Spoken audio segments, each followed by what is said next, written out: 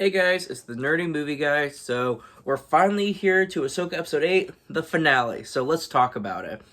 There was a lot of different kind of parts of this episode that I thought were really fascinating. There was some stuff that was kind of a letdown, and there was some stuff that kind of built the mystery and the intrigue to this part of the saga right now. So overall, I really enjoyed the finale. I think there are definitely some parts that could have been better, but overall, it was entertaining. It was just more exciting than most of the other episodes. So this kind of follows the unfortunate trend with the Disney Plus series being Marvel and Star Wars mostly, with a pretty decent premiere, a lot of fillers, and an exciting finale. So after this finale, I can honestly say this show could have been a movie. It could have been an hour and a half, 2 hours. We didn't need 8 episodes, but anyway, we have the finale, so let's break it down. So toward the beginning, one of the parts I found fascinating was Ezra getting his lightsaber. Now, there's a lot of speculation as to where his kyber crystal came from. I've seen some Star Wars fan theories, be that when Ezra left Ahsoka in the War Between Worlds back during Star Wars Rebels, that she is then seen in the Malachor Temple. And in the season 2 finale of Rebels, she's seen walking into it, but it kind of looks damaged, like it's the ruins of it or something. So we don't know if she went back after it was destroyed or not. So one fan theory is that if she had gone back, she was looking probably for Vader. And if she went to the same spot Vader was, she would have found Ezra's lightsaber. And if you go back, Vader destroyed Ezra's lightsaber, but the hilt was cut in half. He didn't hit the crystal. So Ahsoka could have easily held on to that crystal for Ezra, knowing that if this is a new, now current timeline Ahsoka, going back to that temple, she's already begun to look for him. So this theory actually makes sense to me.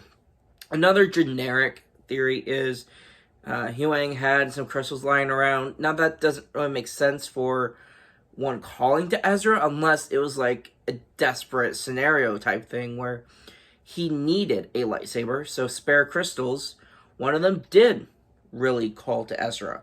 We don't know, it's not explained, it's fun to theorize, but the fact is we don't know where this kyber crystal came from. Regardless, him getting the other piece, or the same piece that Kanan Jarrus had used for his lightsaber, that was pretty cool, I'm not gonna lie. It was pretty fascinating. It felt like closure between the master and apprentice relationship between Ezra and Kanan. And so I thought it was cool, and it with the other fan theory of Ahsoka bringing Ezra's crystal back. The other thing I wanted to mention is this could make sense why his new lightsaber is blue. The color really shouldn't matter when it's something like this where there's no explanation. It could easily be because it's meant to mimic Kanan's lightsaber, that's why it's blue. We don't know, there's not an explanation. Matter of fact is, he has Kanan's piece, and his lightsaber mimics Kanan's, and it's blue. So, okay. I still found this scene fascinating. If you like to theorize how he got that crystal, there's a lot of different directions you can take with that, but I choose to believe whether Ahsoka brought it or it was just there, he had the crystal when he needed it, and now he's built a lightsaber so he can fight the Empire. And that's what happens in this finale. They actually go and fight the Empire. They just charge Thrawn's Star Cruiser head on. So this was something I thought was kind of cool. Is Thrawn brings on the bombardment with the cannons, and it kind of feels desperate, but it also kind of makes sense. I don't remember if his comment was in episode 7 or episode 8, but he mentions making the mistake of underestimating a Jedi, referring to Ezra, since he's been trapped so long because of him. So it was kind of cool to see that he's taken the Jedi seriously. I hope this means he's going to be a smarter opponent against the Jedi later on. But for this moment, I thought it was cool that he fired the cannons at them anyway. And when they get inside, they're fighting these stormtroopers, and okay, the Jedi are going to win. There's 3 of them. Well, there's 2.5 Jedi. Or maybe there's just 1. It depends on whether you consider Sabine and Ahsoka a Jedi or not. But anyway, they're fighting the stormtroopers. They defeat them, and they're raised from the dead. And this is something we've seen before. We've seen this in Clone Wars. The Night Sisters have done this before, and now they're doing it again. So I felt that it was kind of a nod to the Legends version of Death Troopers, where they're not the black mask versions we got from Rogue One. Death Troopers were the ones that looked like these in this episode, where the mask kind of half broken, you see their flesh. And it was really cool to see, you know. I didn't expect them to overtake Sabine or Ahsoka or Ezra, but to see it at all, and the fact that it didn't last too long, I thought was pretty cool to see. I'm not gonna lie, it was fun to watch. And that's the whole point, is Star Wars should be entertaining, and this was entertaining. So, another part about the Night Sisters that was fascinating in this episode is they give Morgan Elsbeth the blade of Mother Talzin. Now, at first, this is cool to see. You know, I don't know where they would have got it from, since these Night Sisters are from another planet or galaxy or other side of the universe or whatever. So I don't know how they would have got Talzin's blade, but they have Talzin's blade, and now Morgan Elsbeth has it. And now she gets to have her rematch with Ahsoka. For a split second, I forgot Ahsoka had fought her before, and then I came to the realization, oh wait, this is the rematch. This isn't some random fight. So that was cool to see. And as they're getting to the top of the tower, we see Ezra is going to jump onto the Star Cruiser. And even though Sabine hasn't really used the Force, well, she hasn't used the Force. Not really.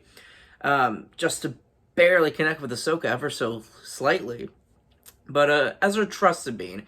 And it's a little cliche, but, you know, I think even though it felt cliche for a story, for the episode, it didn't feel cliche if it's part of Ezra's character. That's just Ezra. He trusts his friends.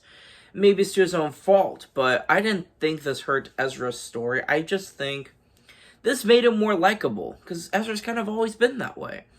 And, of course, Sabine uses it. She uses the Force in the time she needs to most, and Ezra makes it. And when Ahsoka's going to face down with Morgan Elsbeth, you don't know if Ahsoka's going to make it out alive. You figure she probably will, but you never know. And the fact that Sabine stayed behind to help her, I feel gives her more character development, more character growth, and a stronger connection between Master and Apprentice in regards to Ahsoka and Sabine. They both kind of felt like their characters were allowed to grow. In the scene, you kind of realize they both have come to the realization that they can depend on one each other. And I thought that was something cool to see. This also brought about the mystery with Ezra when Thrawn leaves this place. And you know Ezra's on the cruiser. You don't know if he's just going to be killed, if he's going to find Thrawn, if he's going to be captured again, if he's going to leave. You have no idea what's happening to Ezra. And this is me. I was freaking out. I was like, no, you can't kill Ezra yet. But they leave it up as a mysterious part of the episode as you're getting some final shots with the other characters. And by the end of it, you realize Ezra had stolen the ship, and he makes it back home. He finds Hera, he finds the rebels, and I thought it was kind of significant when, in the Season 4 finale of Rebels, when he sneaks onto Thrawn's ship, it's in Stormtrooper armor. He sneaks onto his ship. And now, he's once again in Stormtrooper armor sneaking off of Thrawn's ship. So, I kind of liked that coincidence. I thought that was pretty cool. And he's home, but now you know they're going to fight Thrawn. And I hope that maybe Hera or someone will be killed when Thrawn fights next time. Because that was the one thing for me at the end of this episode, is I realized there were no real stakes. They killed Merrick. Yay. We couldn't get invested with Merrick. Nobody cared. No one could really get invested when we know nothing about him. And then they just killed him off. And we have no idea who he was. We have no idea what he was. So, to me, I don't think Merrick really counts as a death this season as far as being invested, because no one really had time to care. Now, when you come to the final shots of the episode, Ezra has his happy ending. He's home. You know he's just going to get back to the fight, but you're glad he's home. And now we see that Ahsoka and Sabine are left stranded, and you don't know what's next for them. You realize that they're probably going to train. That's my assumption, is Sabine is going to probably be able to use a Force pretty easily and have great lightsaber combat the next time we see her. And Ahsoka's clearly going to get stronger with the Force now that she's kind of been reborn, being a Jedi again. So I hope that's the case. I really do. So either way, they're kind of left just stranded, and we don't know what's going to happen. Now, they could always have the Purgle pick them up. Ezra could just send them a Purgle Uber, bring them back to Galaxy 1.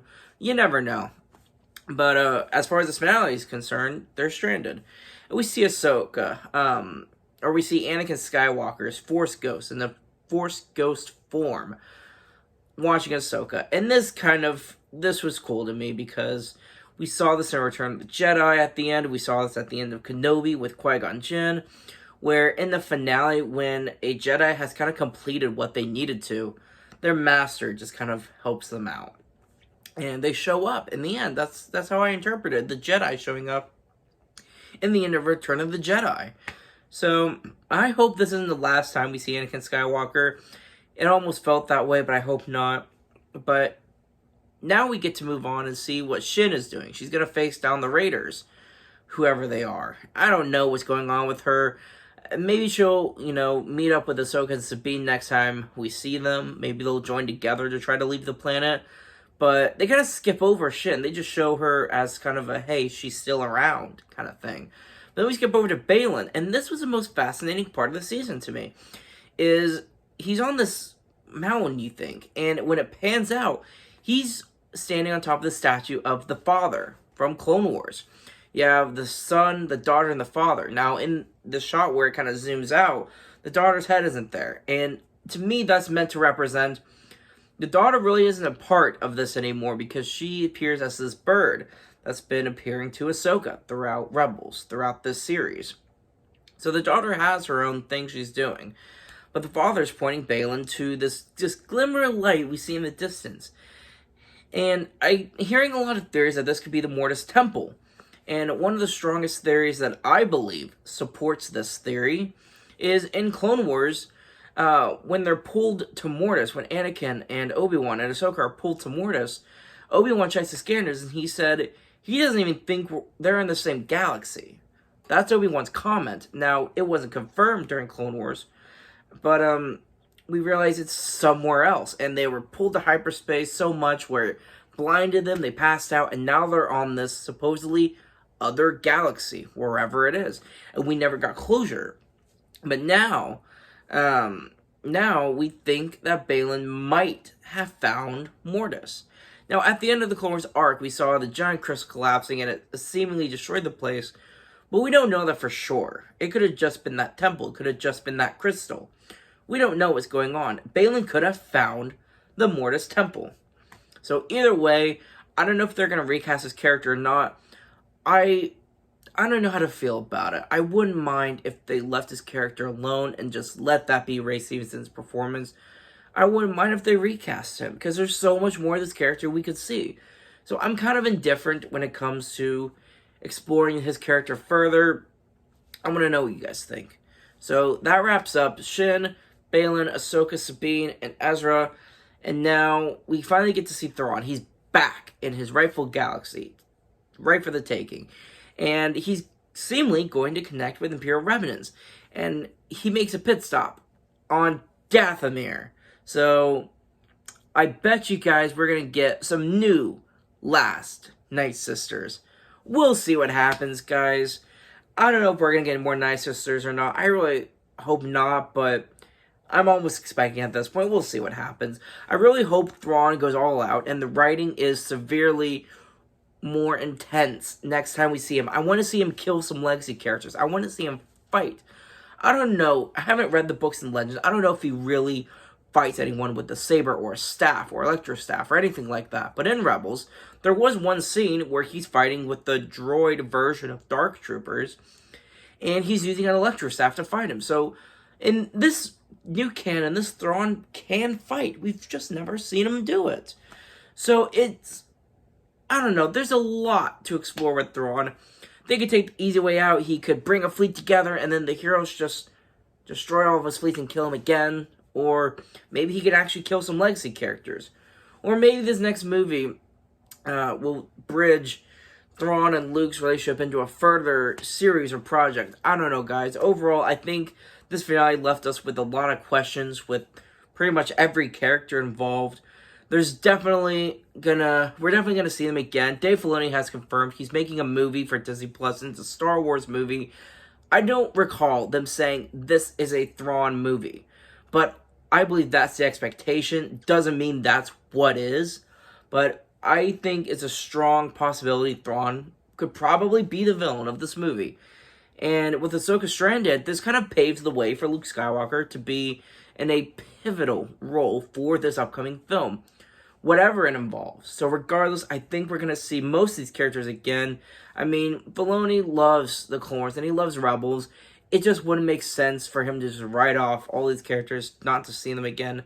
I think we're definitely going to see them in another project. I just don't know how long we're going to have to wait. Hopefully we don't have to wait as long as we did between Mando Season 2 and 3, but you never know.